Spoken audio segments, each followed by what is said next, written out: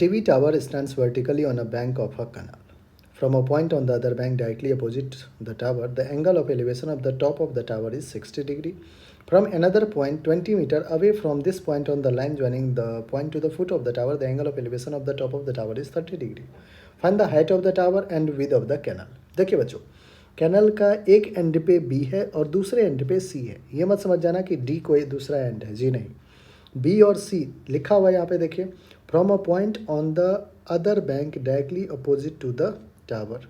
एक टावर तो एक बैंक पे है और from a point on other bank directly opposite to the tower the angle of elevation is 60 degree. तो एंगल ऑफ एलिवेशन तो यहाँ से हुआ है ना, तो बी और सी जो है ना ये विद ऑफ कैनाल है. इसको मैं W लिख देता हूँ, विद ऑफ कैनाल को W लिख देता हूँ. हमें find the height of the tower and with of the canal. Height of the tower है H और विद ऑफ कैनाल W है. हमें दोनों की वैल्यू फाइंड आउट करनी है बच्चों. चलिए बहुत आसान है, कर लेंगे.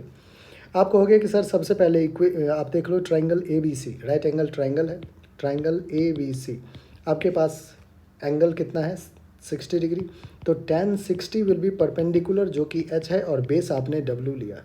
tan 60 की वैल्यू बच्चों √3 होता है. √3 इज H/W. क्या मैं यहाँ से H is equals to √3W लिख सकता हूँ? लिख लिया. इसको इक्वेशन 1 दे दिया. एक और चाहिए बच्चों, एक और राइट एंगल ट्राइंगल बन रहा है ABD. ट्राइंगल ABD फिर से 30 डिग्री है. लिखिए tan 30 परपेंडिकुलर वही H. बेस इस बार बच्चों 20 + W हो जाएगा.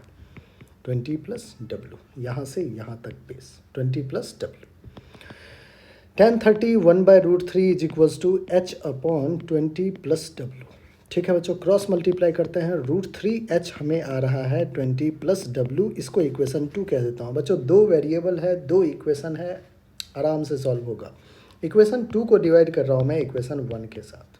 Equation 2 is √3H divided by equation 1 क्या है बच्चों H is equals to 20 + W divided by √3 × W.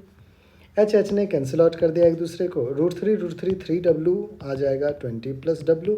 इस W को इधर भेजेंगे बच्चों. 3W - W will be 2W. 2W will be 20. तो विद क्या आ गया 20/2 दैट इज 10 मीटर.